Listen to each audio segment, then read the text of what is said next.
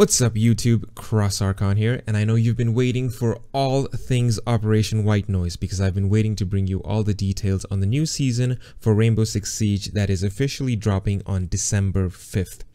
Did you miss the live reveal? No problem. Stay tuned in for everything that was revealed during the Pro League finals.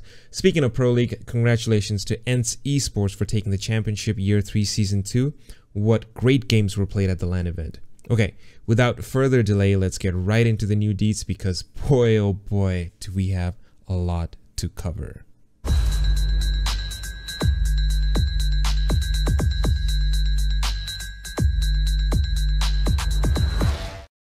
Let's start by looking at the map reveal. We got a lot more than the teaser that have been sent our way in the last couple of weeks. Looks like it is a 3-floor map with the third or the top floor being a rooftop for the attackers to spawn in. This map has no exterior gameplay, so no defenders running out on the attackers and all the action being indoors. From the rooftop spawn point, you as the attacker have two options to enter the tower. You can either rappel down the elevator shaft, which looks like it takes you to the first floor restaurant and into the heart of the map. This also seems like the riskier way to enter the building, but we'll see. The other option is for you to rappel into either the first or the second floor of the tower through the beautiful exterior part of the tower. Rappelling out into the exterior part looks incredibly cool, and I'm sure all of us can't wait to just take the view in for a few moments. I do hope that there are other spawn points. It doesn't look like it, but because constricting it to these areas will ensure spawn traps, but we'll see. Maybe the atrium is going to be a spawn point for the attackers. Guess we'll have to wait to find out. This time around we got an in-depth look at both the floors and some of the objective sites for the new tower map. Second floor looks like it's divided by the central hallway that separates it to the east and the west wings of the tower. It looks well illuminated with big rooms and consists of an office and the central museum that the elevator shaft is right in the middle of it. The first floor looks tighter and we'll likely see a lot of close quarter combats, and it also seems that besides the restaurant, it is dimly lit compared to the second floor. Let's dive into some of the OBJ sites that were teased in the reveal. We saw the office site where the backstory states that the Rainbow Six team had to infiltrate into the tower from this area to rescue the hostages. Office is going to be the site where you can use it to control the entry into the museum as attackers, or as defenders hold it because this is where you can find the attackers rappelling in to gain access into the tower. The second main area is the central museum site. It looks beautiful. Here you can see the classic rainbow move where the rainbow colors are depicted beautifully, which means you'll be able to use the classic callouts of the colors like in the past. Callouts such as he's in purple or he's in blue, red. You can go nuts.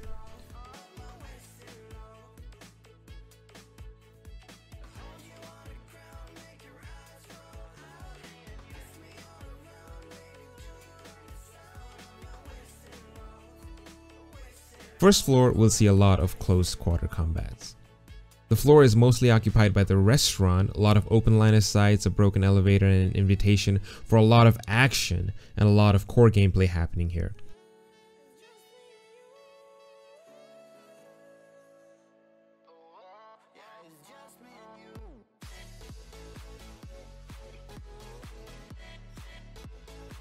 The atrium is something new that the devs were saying. It is an area that is shared by both the first and the second floor of the map.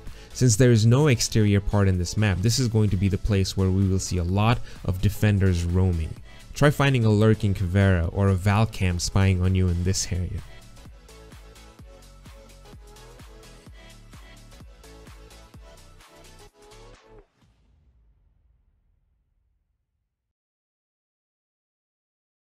That's all we got for the new map. Now, whether the map is too large, competitive, whether it's viable for Pro League, is it balanced? All of these questions will be answered in the coming weeks when you and I get our hands on Operation White Noise. My first impressions are that it looks beautiful, looks like it will be a fun map to learn, to attack, and to defend. We've been waiting for a rooftop spawn since it was teased all the way back in the E3 event, and we finally got it. Alright. Let's move on to the 3 operators that we will be getting with the release of Operation White Noise. The first one we're going to look at is Sophia Bozak, the Polish attacker, the big sister to Ella, who in my opinion brings in a lot of utility compared to any of the attackers we've seen so far in terms of weapons, her gadget, and her passive ability. Sophia comes equipped with a KS-79 Lifeline, which is a dual-barreled grenade launcher that comes with 2 types of ammo. the first being an impact grenade for breaching, and the second being the proximity concussion grenade. Sophia is this season's breacher and entry fragger. The switch between the impact ammo to the concussion ammo is seamless, and there is no requirement of reload whatsoever. So if you have a team that is hunkered up in an objective, you as Sophia can go in, breach with impacts, spam the concussion nade, and be able to wipe out the OBJ of all defenders. In addition to a really cool grenade launcher, Sophia's passive ability is the withstand, which allows her to get back up from the down but not out stage by herself, with the catch being that you only have 1 HP when you get up. Wow. Depending on certain scenarios, you will be able to pick yourself up without needing the assistance of a teammate to be revived. To add on top of that, Sophia and likewise Ella are resistant to each other's concussion nades. Told ya, she comes with a lot of utility. The Bozak sisters are expert in concussion fields, so they are trained to resist concussion nades and or mines. So it's cool that they are soft counters to each other. Sophia is a 2-speed 2-armor operator and comes equipped with an LMG with 150 bullet mag along with the M762 assault rifle, which has a 30 bullet mag. She also has access to the same pistol as Ella, so now we have an attacking operator with a pistol with a red dot sight. She has a breaching charge and a claymore. Oh, almost forgot to mention that you can ricochet the concussion nades off walls. You don't have to expose yourself to shoot a concussion nade towards a certain area. Since it is a proximity nade, it will trigger when the defender is close by.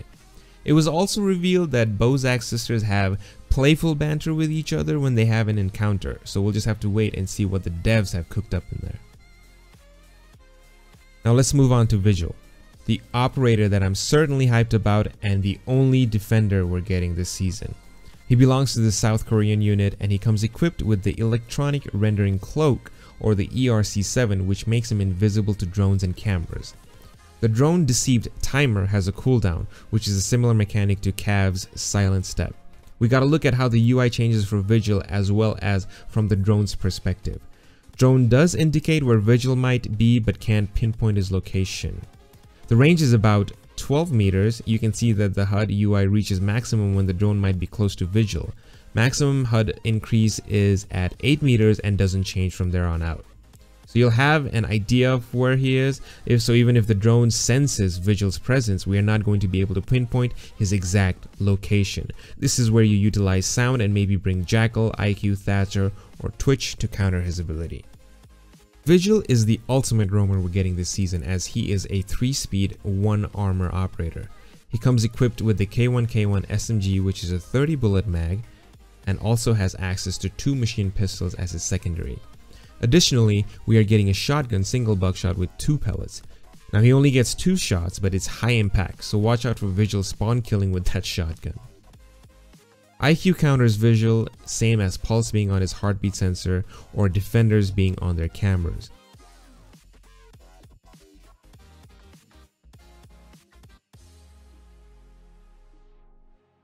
There are 2 more soft counters. Thatcher will disable the ERC-7 temporarily, and Twitch will disable Vigil's ERC-7 if you manage to zap him while he is invisible. Vigil's logo looks hella cool. I feel like he'll be a strong flanker. Even with the drone HUD going off while he's around the drones, he can still flank as a 3-speed op. You can't pre-fire what you can't see, so Vigil is going to be the defender to hold angles while using his utility on a 1v1 gunfight situation. But remember, once you shoot, your cloak is disabled. One more thing I want to mention about the HUD though. Not much seems to have changed, except we now have a blue Rook armor icon rather than it being green.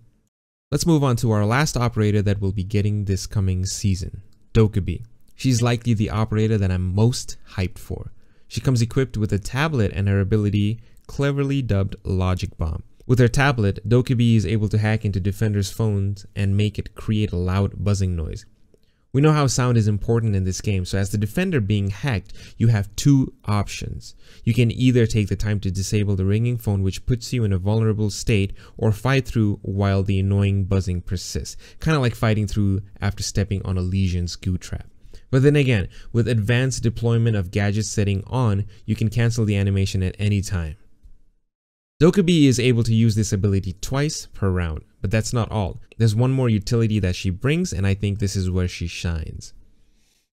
When you kill a defender, she's able to hack the dropped phone from the dead defender's body to hack into the camera system. Yup, even Valkyrie's cams. So rip all you Valk mains. Just kidding.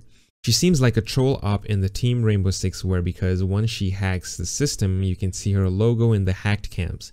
With a successful hack, we will be able to move the camera as attackers as well as mark the defenders on them. Oh boy. DokaB is a 2-speed, 2-armor op with access to a DMR and shares the machine pistols and shotgun as same as Vigil. Additionally, she has access to smoke and claymores. Echo is exempt from DokaB's hacks, and mute jammers work against her tablet. Think of it like trying to use Jackal's visor in proximity of a mute jammer. DokaB buffs IQ a bit, however, as IQ can see the outlines of defenders' phones while they're trying to shut it off. A soft counter to DokaB's hacks are that defenders can shoot the phone of dead teammates, but in shooting it, you'll be giving away your position. As mentioned earlier, Vigil can be and stay invisible to friendly cameras. So when DokaB hacks the defender's cam, Vigil can use that to counter the attackers trying to hunt the defenders down.